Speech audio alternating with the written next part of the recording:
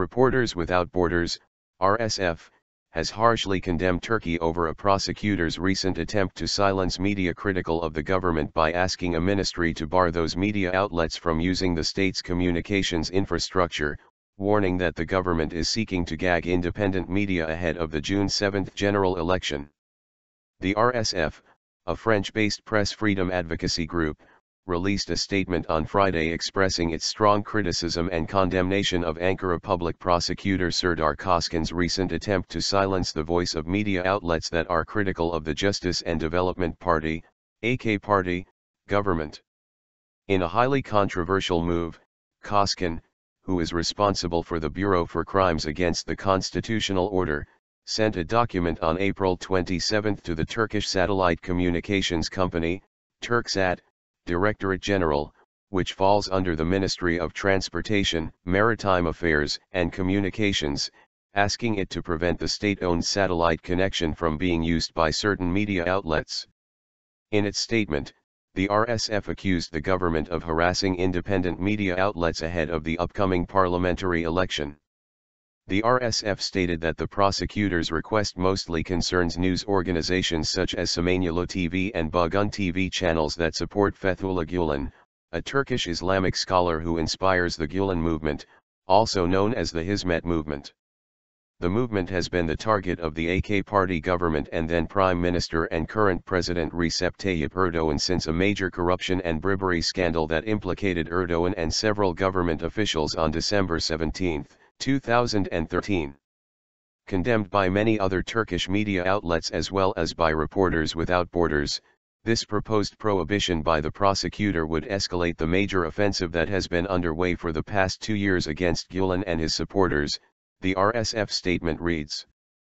Listing the successive government-orchestrated investigations and legal proceedings that have already been launched against many news organizations and prominent journalists such as Zaman Editor-in-Chief Ekrem Tumanel and Samanyolu Broadcasting Group CEO Hidayet Karaca, the RSF warned, if the prohibition goes ahead, it would deal a devastating blow to media freedom and diversity in Turkey. Many commentators are criticizing the paranoia that the government is displaying towards the country's leading media groups and accuse it of trying to silence the free press. The Turkish police raided a number of venues on December 14 of last year and detained 31 suspects, including a number of journalists. Karaca and Tumanel were among the journalists detained. Tumanel was later released pending trial on December 19, while Karaca is still behind bars. Apart from Karaca, there have been other journalists who were arrested or subjected to various legal proceedings for engaging in their profession. European press unions also condemn attempt against critical media.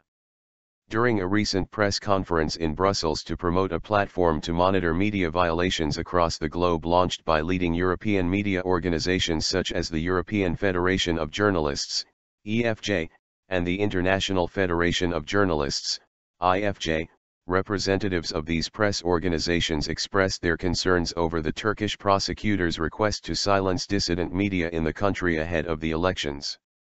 EFJ General Secretary Ricardo Gutierrez said the prosecutor's request is a clear violation of freedom of the press. We will immediately in the coming days submit this case to the online platform of the Council of Europe Co for the protection of journalism. For us it's clearly a violation of press freedom, Gutierrez said. We're still working on cases of imprisoned journalists from the last 3 years. We are facing new threats in Turkey, one of which is self-censorship.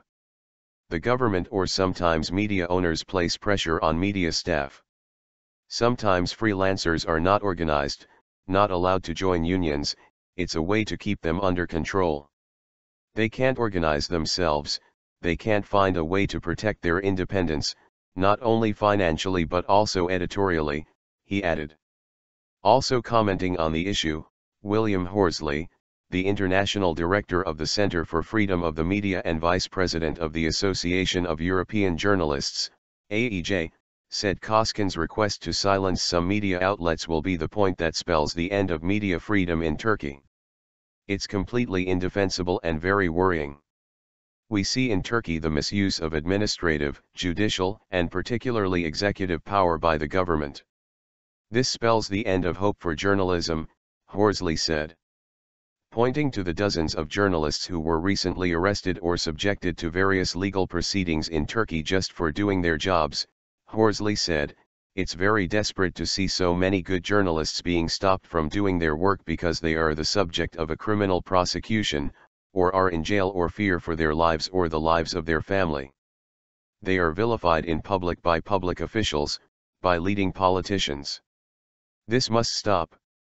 It is completely undignified and quite wrong for a democratic country." Coşkun, EU is aware of dire situation in Turkey.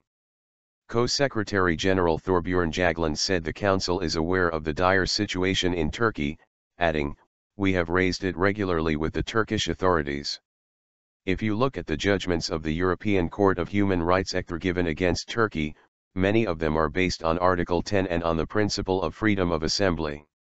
When I was in Turkey, we the Turkish authorities and the CO agreed that we should establish a joint committee in order to implement judgments from the court. It's important to note that implementing the judgments of the court means not only paying compensation, but also changing legislation. It's a priority for us to work with the Turkish authorities in changing legislation in the areas of freedom of the press and freedom of assembly." Jagland further said it would not be easy to adopt the necessary legal steps to ensure freedom of expression and to end the pressure exerted on journalists, adding, "I can see it's not easy because there are so many issues related to this. You have for instance the concentration of ownership, which is an issue in Turkey. And pressure and threats against journalists not only from the authorities but also from the owners of media outlets. There are many things going on there." Meanwhile, the Canadian Parliament has sent a letter to Canada's Foreign Affairs Minister, Rob Nicholson, in which lawmakers express their deep concerns about the increasing number of attacks on freedom of the press in Turkey. The letter that was signed by 2 state ministers and 134 lawmakers called on Nicholson to take all possible steps to put pressure on President Erdogan and the Turkish Foreign Ministry to find a peaceful, democratic, and permanent solution to end this dangerous situation in the country in terms of the press freedom. The Turkish media reported that the prosecutor's demand came as part of an investigation into claims about the parallel structure and particularly targets those media outlets believed to be inspired by the Gülen movement. The parallel structure is a term invented by Erdogan following a massive corruption scandal to refer to members of the Gülen movement. The movement strongly denies such claims.